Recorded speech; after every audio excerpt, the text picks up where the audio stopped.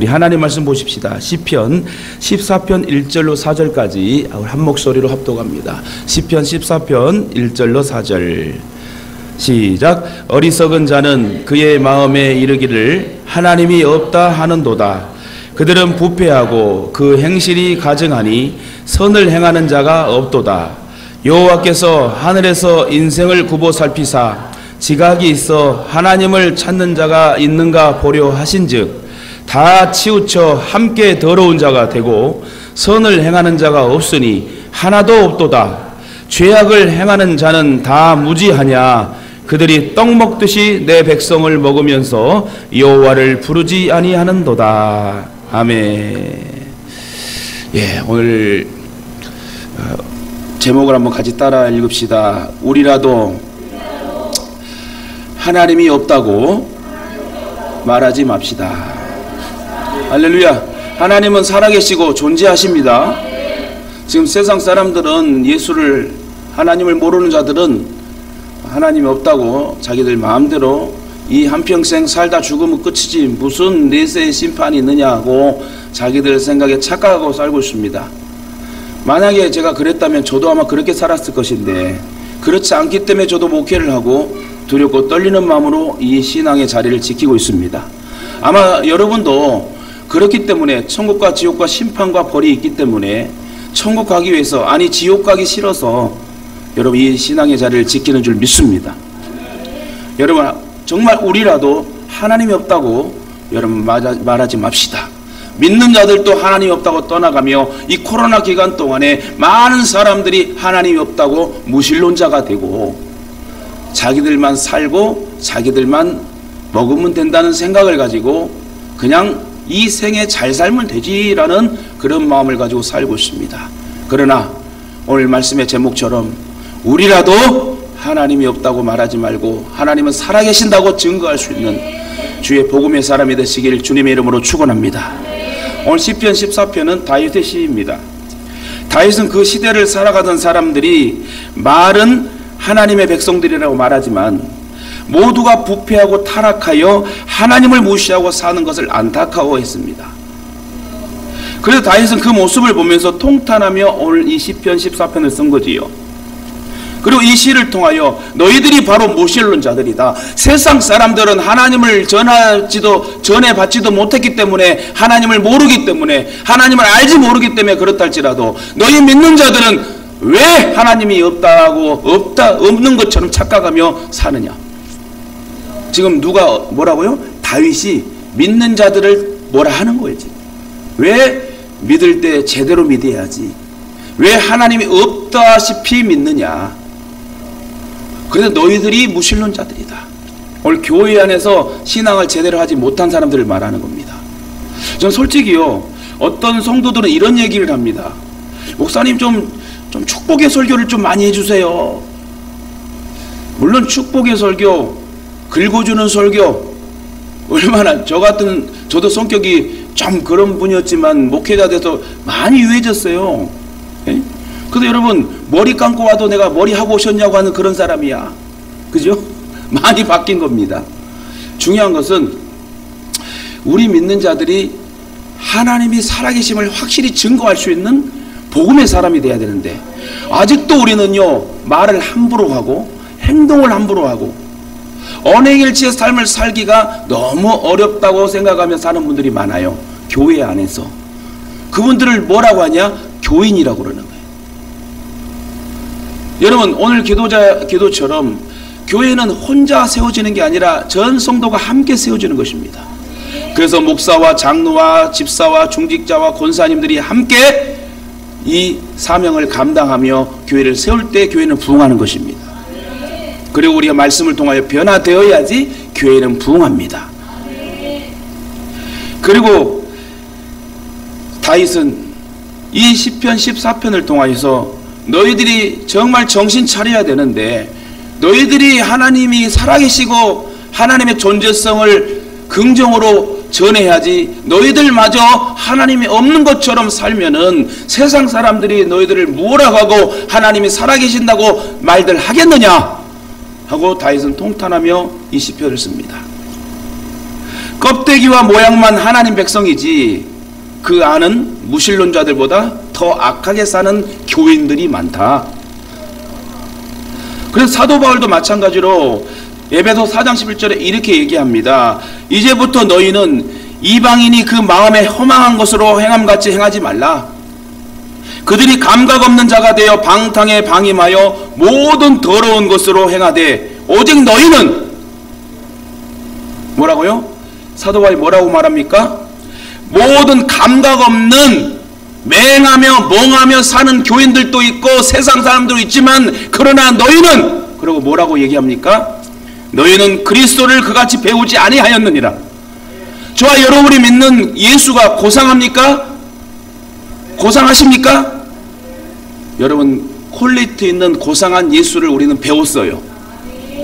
말씀을 통하여 배웠습니다. 그러면 배운 너희들은 오직 심령이 새롭게 되어서 하나님을 따라 의와 진리와 거룩함으로 지으심을 받은 새 사람을 입으라. 저와 여러분은 예수 믿기 전에 다 죄인이고 죽어 마땅한 존재였습니다. 그러나 예수의 보혈의 피로 말미암아 우리는 구원받게 되었고 하나님의 자녀가 되었습니다. 그리고 그 하나님의 존칭에 아버지라 부를 수 있는 특권을 허락하여 주셨다는 거예요. 하나님을 전혀 모르는 무신론자보다 하나님을 어렴풋이 아는 무신론자는 더 무섭대요. 아무것도 모르면 복음이 순수하게 들어가고 내내 할 수 있는데 조금 아는 사람은 여것저것 기웃거렸던 사람은 자기 생각이 있어가지고 복음을 얘기하잖아요. 그러면 이상하게 받아들이고 판단하고 따집니다. 심지어는 그런 사람이 적그리스도가 된다. 그러니까 여러분 신앙하려면 제대로 해야 돼요. 저는 저와 여러분이 예동에 몸 바쳤으니 마음 바쳤으니 뼈를 먹고 신앙생활 잘하고 복음 전하다가 저 천국에서 만났으면 좋겠어요. 할렐루야. 적그리스도는 하나님을 아는 사람이 타락한 경우를 말합니다. 사탄도 천사가 하나님께 반기를 들고 여러분 타락함으로 사탄이 된 거예요. 안티 기독교인들도 기독교를 잘 아는 사람들이에요. 교회를 나왔던 사람들이에요. 근데 자기의 생각과 이성이 너무 강하고 자기의 감정과 모든 마음이 강하기 때문에 그 귀한 거룩한 말씀의 캐논의 법칙, 여러분 스탠다드를 깨버린 거지요. 기본을 깨고 자기의 생각이 확 들어가니까 교만이 확 올라가지고 그러면서 적그리스도가 된다는 거예요. 기독교도 별거 없구나. 그래서 2단이 나오고 3단, 7단이 나오는 겁니다. 전에 교회에서 상처를 받았거나 성도들한테 혐오감을 느끼고 상처받아 떠나갔던 사람들이 2단에 빠지기가 쉽고 거기에서 더 잘못되게 되면 적그리스도가 된다는 거예요. 그러니까 여러분은 하나님의 거룩한 말씀을 떨어질 때에 그 말씀을 붙잡고 믿음으로 행동으로 변화되기 위하여 노력한다면 절대 2단에 빠질 리가 없습니다. 담임 목사의 귀한 주의 말씀을 잘 듣고 행동으로 옮겨 노력하고 합력하여 선을 이룰 때에 여러분 가정이 평안하고 교회가 부흥하고 나라와 민족이 행복하게 될 줄 믿습니다. 여러분 적그리스도는요 기독교를 잘 알기 때문에 기독교를 비판하고 스스로 안티가 되고 무신론자가 된 것입니다. 다윗은 이 시를 통해서 자신은 하나님 백성이고 하나님을 섬긴다고 말은 하지만 다윗이 볼 때는 무신론자들과 같다고 책망하는 거예요. 너희들 하나님 없는 것 같아. 너희들 마음에 하나님이 없는 것 같아. 어떻게 그렇게 신앙할 수 있지? 어떻게 그렇게 교회를 다닐 수 있지? 차라리 그냥 세상 사람들보다 너희들이 더 나빠. 이렇게 다윗은 지금 말하는 거예요. 솔직히 여러분 흠이 없는 자가 어디 있어요? 저도 많이 흠이 있습니다. 단점이 너무 많고요. 그러나 여러분 단점을 보지 말고 그 단점을 포용해주고 이해해주고 사랑으로 보듬어주고 기도해줄 때 그 단점이 장점으로 바뀌는 거예요. 그래서 내게 능력 주신 자는 모든 것을 할 수 있는 믿음과 환경이 우리에게 임한다는 겁니다. 여러분 솔직히 다 여러분 장점만 가지고 있어요? 여러분 단점이 더 많을 거예요. 저도 단점이 더 많아요. 그러나 그 단점들을 하나하나씩 하나님 제거하고 깎아주셔서 장점으로 만들어가는 둥글둥글하게 만들어가는 하나님의 말씀이 있기 때문에 우리는 변화되는 것입니다. 다윗은 즉 하나님 안에 있는 교회 안에 있는 무신론자들 그들을 책망하는 거예요. 세상 사람들을 책망한 게 아니라 어떻게 하나님을 안다면서도 그따위로 너희들이 하나님 없이 행동을 하느냐. 이게 이제 여러분, 저와 여러분 깨달을 문제란 말입니다. 참으로 무서운 지적이죠. 강력한 지적이죠. 너희들이 진짜 기독교인이냐? 너희들이 진짜 그리스도인이냐? 무늬만 교인이냐? 무늬만 기독교인 아니야? 이 지적은 오늘 교회 안에 들어와 있는 그리스도인들이 다 그리스도인이 아니라는 메시지예요. 오늘 교회 안에 들어와 있는 그리스도인들 중에는 그리스도인의 옷만 입었을 뿐 모두 진정한 그리스도인이 아닐 수 있다. 그것은 하나님만이 아실 겁니다. 알곡과 쭉정이가 남긴대요. 알곡은 곡간에 모아들이고 쭉정이는 불로 태워버린대. 여러분, 천국이 있습니까? 지옥도 있습니까? 하나님이 살아계십니까? 그렇다면 저와 여러분 신앙생활 제대로 해야 돼. 혹시 죄를 범했을지라도 철저히 그날 회개하고 그 새로운 날을 맞이하여 하나님을 찬양하는 저와 여러분 되시길 주님의 이름으로 축원합니다. 다윗은 그 지적을 강력히 오늘 시편 14편을 통하여 얘기합니다. 떡 먹듯이 죄를 짓는 이 백성들아, 너희들이 무신론자들이다. 여기서 우리들이 한 가지 생각할 게 있어요. 저와 여러분은 사람의 일상에 때가 있다는 거예요. 때가 있을 때, 먼저 여러분 태어나잖아요. 태어나는 때가 있는데 모든 사람에게는 태어나는 때가 있습니다. 이 태어나는 시간은 인생을 출발하는 시작의 시간이에요. 모든 일의 출발이 좋아야 하듯 사람의 출생도 모든 가족들이 기다리고 축복하는 가운데 태어나야 돼. 왜냐하면 출발이 좋아야 결과도 좋기 때문에. 그렇지 않아요? 출발이 좋아야지 결과도 사실 좋은 거예요. 물론 출발이 안 좋아서 중간에 동기와 과정을 열심히 해서 결과를 좋게 만드는 사람도 있겠지만, 어쨌든 결혼도 좋아야 되고 부부됨도 첫 아이를 낳는 모든 자녀를 낳는 부분도 중요합니다. 그래서 엄숙함에서 거룩함에서 시작돼야 돼. 특히 어린 생명이 세상에 태어나는 시간은 너무너무 귀하잖아요. 그래서 아이가 좀 커가지고 엄마 나는 어떻게 태어났어요? 이렇게 물어본다면 저와 여러분 어떻게 대답해야 됩니까?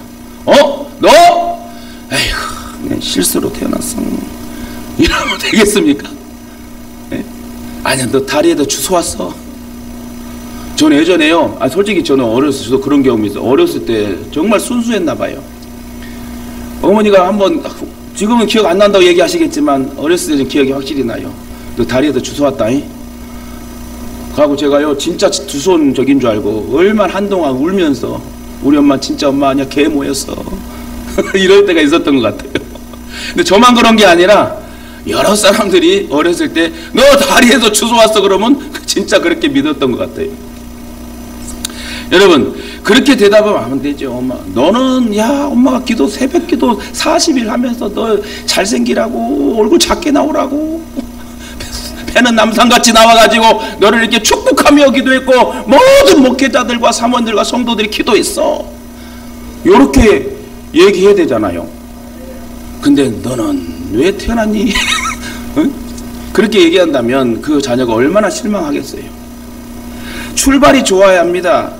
이렇게 사람에게는 인생의 시작의 때, 즉 태어나는 때가 있고 또 두 번째는 무슨 때가 있다? 태어났으면 죽을 때가 있다는 거예요. 저와 여러분 죽어야 안 죽어요? 죽어야 천국 갑니다. 천국 가고 싶은 분 크게 아멘. 지금 죽으시면 돼요. 이쪽은 아멘 하네, 이쪽은 아멘 안 하네. 권사님들이 아멘 안 하셔. 한 30년은 더 살고 싶어요. 그죠? 그래요. 건강하게 오래 살면 복음 전하다 천국 가면 좋죠.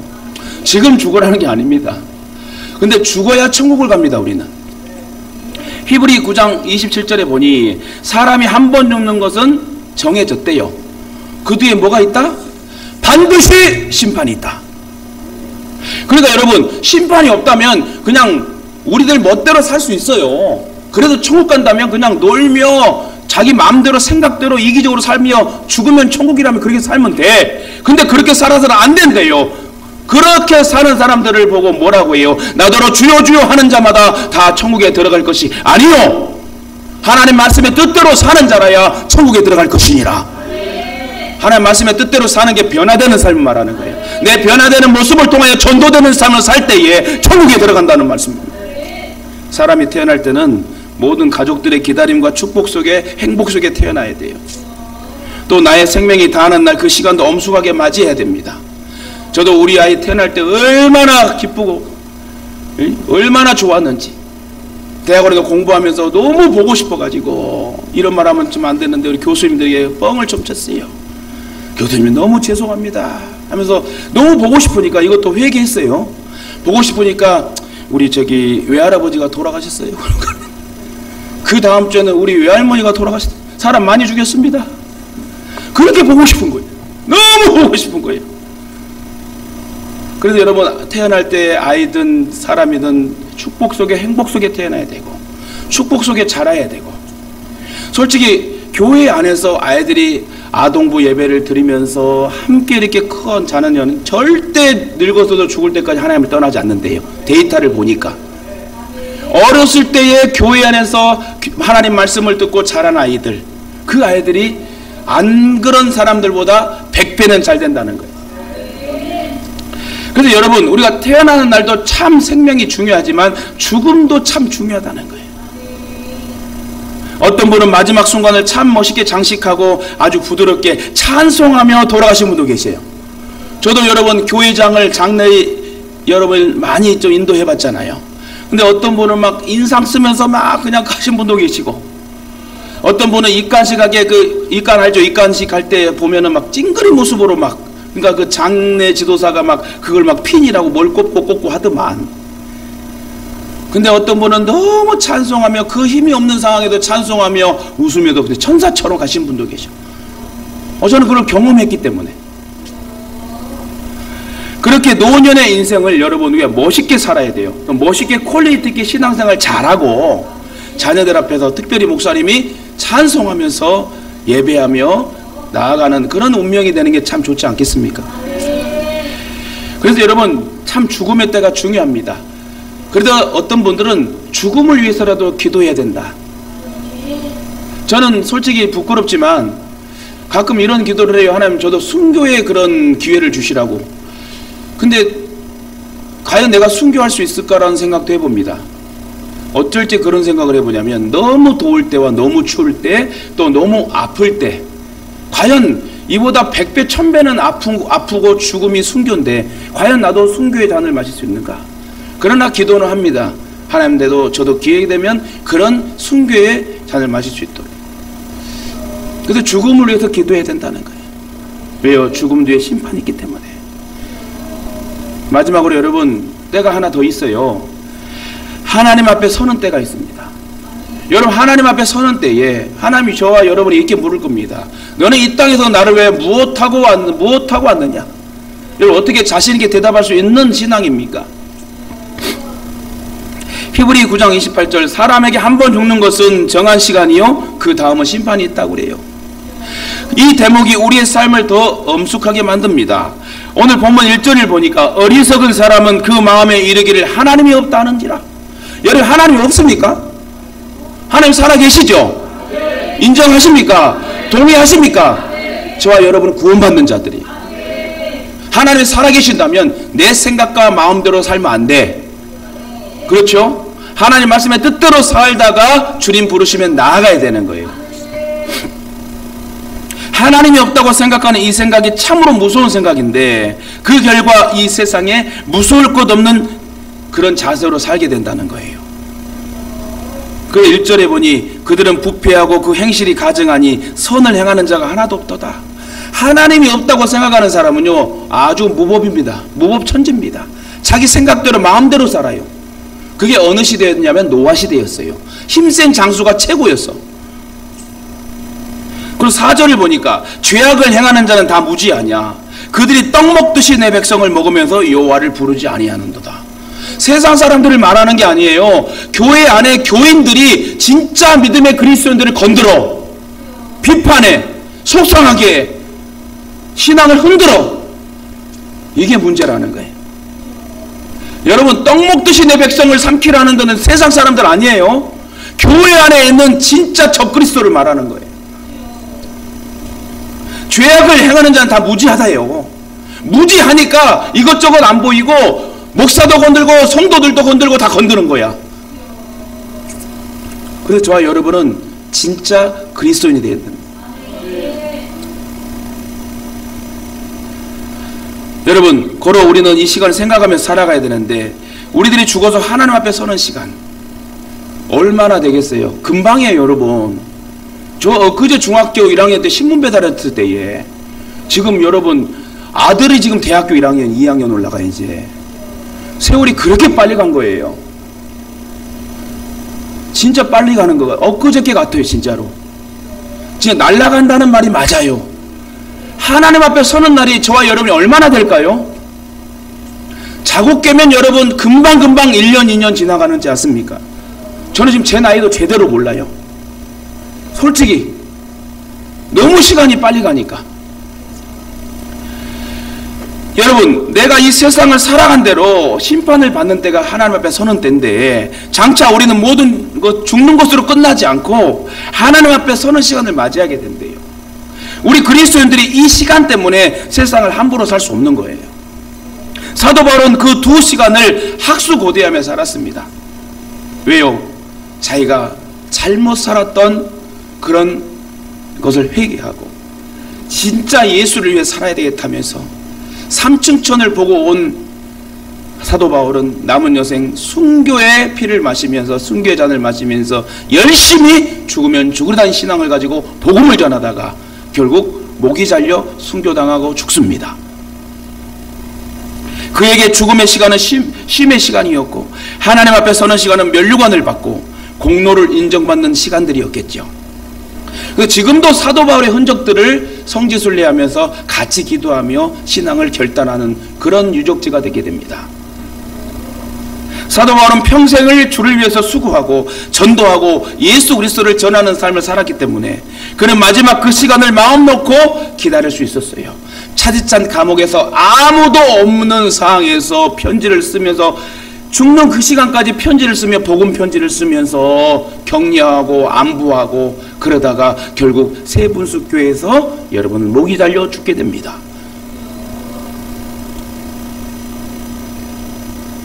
근데 여러분, 무신론자들은요 그 시간을 억지로 무시하고 삽니다. 그들의 개념 속에서는 하나님 앞에 서는 시간 따위는 생각하려 하지 않아요. 왜요? 하나님이 없다 생각하니까. 그냥 이 한평생 잘 먹고 잘 살고 놀다가 죽으면 돼. 뭐 누구를 뭐 도와줘, 배려해, 섬겨, 그런 것도 없어요. 나만 잘 살면 돼. 그들의 생각 속에 하나님 자체가 없는 거예요. 이게 상당히 무섭다는 거지요. 하나님을 알지 못하는 죄가 가장 큰 죄래요. 그래서 장차 있을 심판이나 하나님 앞에 서는 시간 따위는 생각하려 하지 않아요. 왜? 자기 생각 속에 아예 하나님이 없다고 생각하니까. 그 말은 천국과 지옥이 없다는 거지요. 그래서 저와 여러분 천국과 지옥이 있음을 믿잖아요.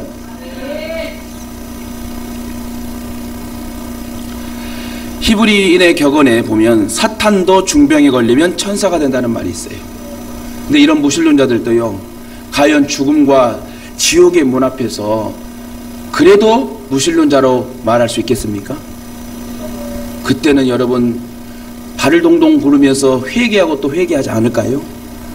사람이요, 어려움을 겪어본 사람은 그 어려움을 알게 되고 있어요. 포악한 사형수들도 사형당할 시간이 다가오면 모두 천사같이 그 마음이 엄숙해진대요. 죽음 앞에는 다들 엄숙해진대요. 그렇게 기고 날던 그런 살인마들도 그 사형의 시간이 다가오게 되면 엄숙해지고 무서워한다는 거예요.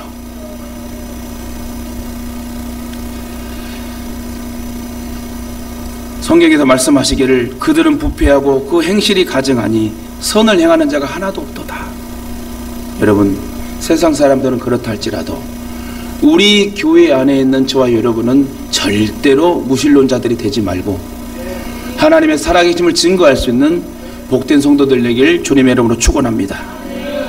이 세상에는 항상 두 개가 공존하죠. 두세 개가 공존합니다. 빛과 어둠이 공존하고 진리와 비진리가 공존하고 높음과 낮음, 하늘과 땅, 이 모든 게 여러분 공존을 합니다. 뿐만 아니라 선과 악이 공존하고 좌와 우, 진보와 보수 뭐 많잖아요. 이 두 세계는 서로 대치하기도 하고 서로 견제하고 갈등하며 때로는 조화를 이루기도 합니다. 이 세상 모든 사람은 모든 사람이든 누구든 여러분 이 두 세계 중 하나에 속하게 됩니다. 나는 중간이다라고 말할 수 있는 사람 하나도 없어요. 엄밀히 따지면 중간은 없습니다. 자세히 보면 어느 쪽인가 기울어져 있어요. 더 기울어진 사람이 있고 덜 기울어진 사람이 있는 거죠. 이건 종교에도 해당되는데요. 이 세상에 종교가 참 많아요. 저 여러분은 참 종교는 기독교밖에 없다고 말하지만 다른 사람들은 그렇게 얘기 안 해요. 기독교도 한 종교의 하나라고 범신론을 얘기하죠. 수많은 종교들도 크게 두 세계로 나눠집니다. 하나는 유실론적 종교, 하나는 무신론적 종교. 유실론자는 하나님을 믿는 사람을 말해요. 있을 유, 하나님이 살아계심을, 하나님의 존재함을 믿는 자를 유실론자. 반대로 무신론자들은 하나님이 없다 하는 자들. 나는 이것도 저것도 아니다라고 말한 사람은 여러분 있겠지만 엄밀히 말하면 중간이치는 전혀 없습니다. 오늘 이 세상은 이 두 세계가 존재하며 서로 갈등하기도 하고 대치하기도 합니다. 그래서 이 세상이 시끄러운 거예요. 우파 좌파 싸우면서요. 서로 하나 되면 얼마나 좋겠습니까? 오늘 읽은 본문의 말씀에도 두 세계를 말씀합니다. 무신론과 유실론. 다시 한번 여러분 묻습니다. 저와 여러분은 유실론자입니까? 무신론자입니까? 여러분 하나님이 존재하십니다. 하나님 지금 살아 역사하셔서 저와 여러분의 마음을 만져주십니다.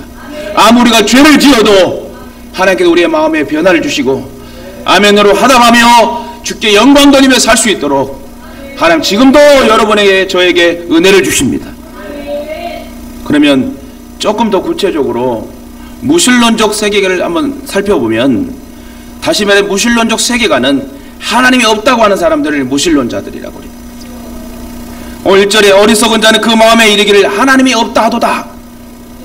이게 바로 무신론적 세계관입니다.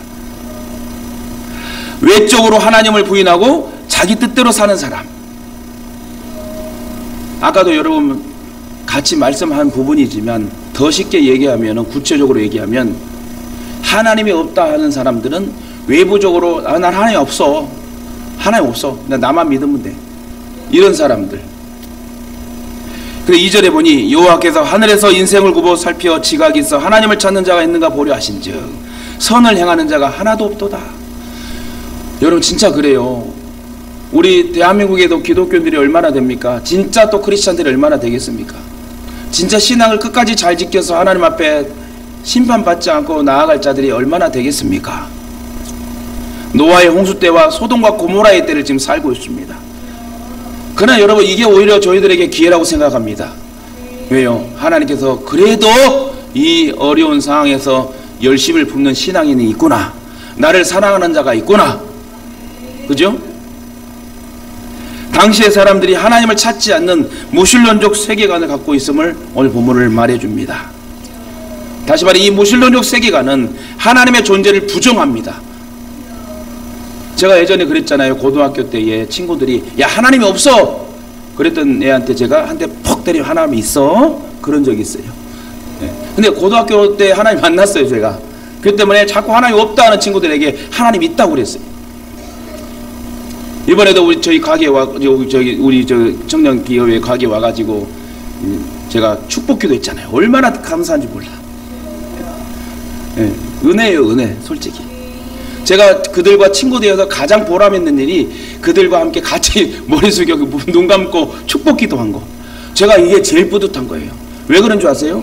저희 친구들은 한 30년 친구들인데 그 친구들 위해서 제가 목회자 돼서 하루도 안 받고 하나님 제 친구들 구원받게 해달라고 그랬거든요.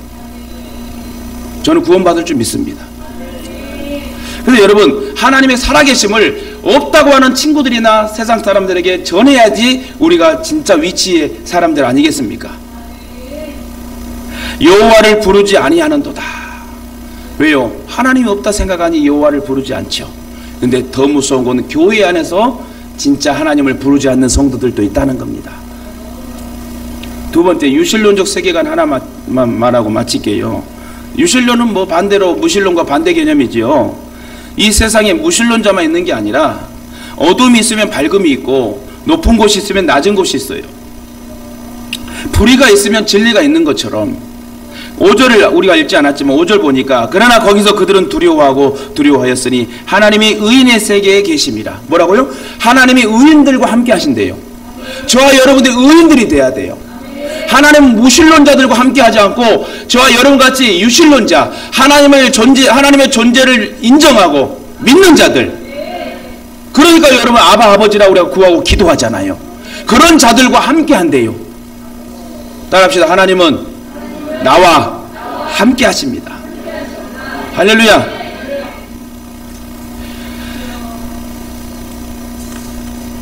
현실의 세계를 넘어 영적인 세계를 보고 오늘의 역사를 넘어 다음 세계를 믿는 것, 이게 이제 유신론적 세계관이죠. 이 세계관을 열린 세계관이라고 해요. 닫힌 세계관은 하나님께서 오늘의 세계와 역사를 간섭하고 영향을 미친다는 것을 부정하는 것.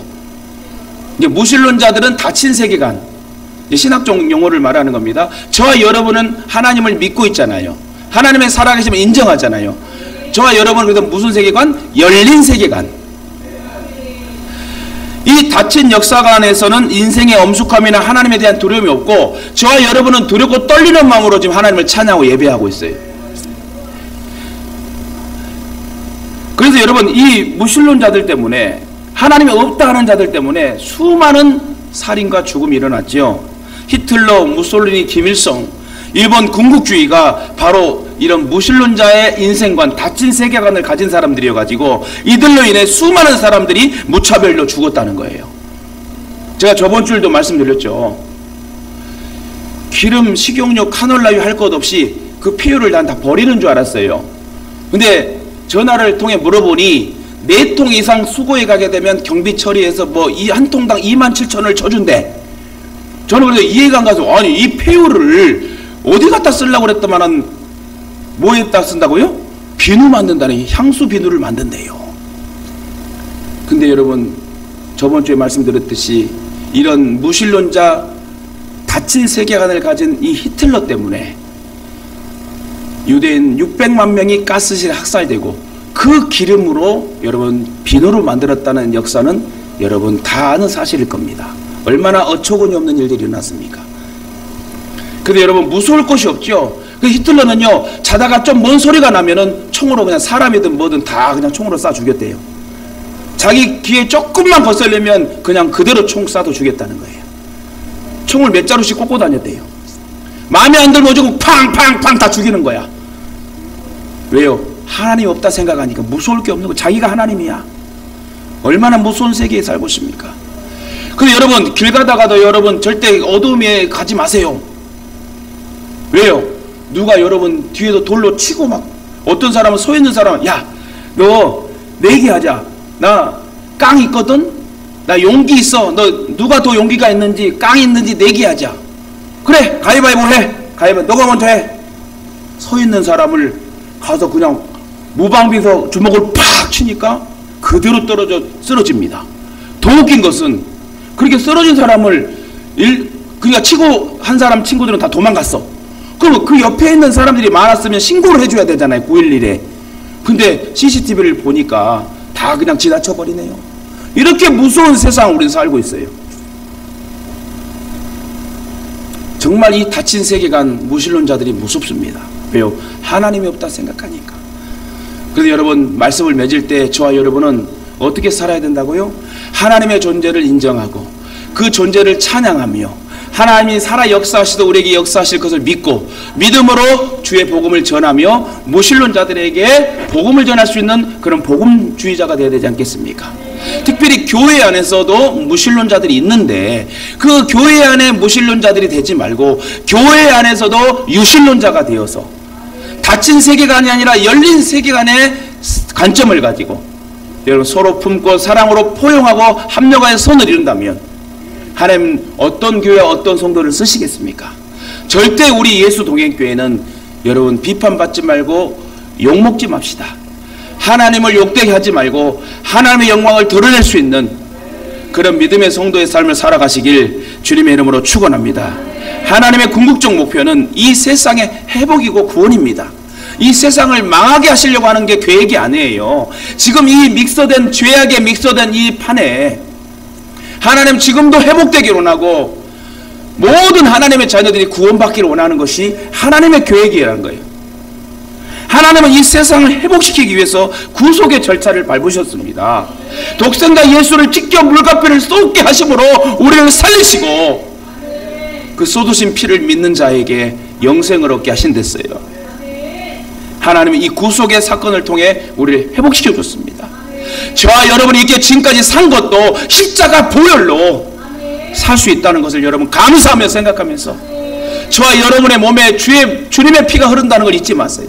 따라합시다. 내 몸에 주님의 피가 흐르고 있습니다. 요거는 인정해. 오늘 다 잊어먹어도 돼요. 다 잊어먹어도 돼. 한 주간 동안 설거지를 하든 일을 하든 자고 일어나든 걷든 내 몸에 주님의 피가 흐르고 있습니다. 요걸 여러분 반복하며 고백하여 산다면 조금 죄를 덜 짓지 않겠습니까? 할렐루야. 옆에 분 인사합시다. 내 몸에 주님의 피가 흐르고 있습니다. 당신의 몸에도 주님의 피가 흐르고 있습니다. 요거 잊지 마세요. 여러분, 저와 여러분은 주님의 뼛속까지 주님의 자녀예요. 오늘 이 세상의 성도들은 모두 이 구속의 프로그램에 의해 회복된 사람들입니다. 이렇게 구속에 참여한 성도들은 본래 하나님이 세상을 창조하시고 만드신 목적을 충실히 준비해야 됩니다. 그렇게 먼저 믿은 그리스도인들은 그 책임이 있어요. 어떤 책임? 내 자녀를 전도해야 되고 내 부모를 전도해야 되고 내 가족과 친구들을 전도해야 된다는 거예요. 책임을 다하지 못하면 교회 내에서도 무신론자들이 발생하고 안티 기독교인들이 교회 안에서 생기게 됩니다. 그래서 저와 여러분이 하나님을 믿고 열린 세계관의 유신론자적인 관점의 사람들이라면 교회 안에 다 그렇게 열린 세계관의 사람으로 무신론자들이 생기지 않도록 여러분이 모범을 보이고 서로 사랑하고 함께 보듬어 줄 수 있고 이해해 줄 수 있는 그런 축복의 사람 되길 주님의 이름으로 축원합니다.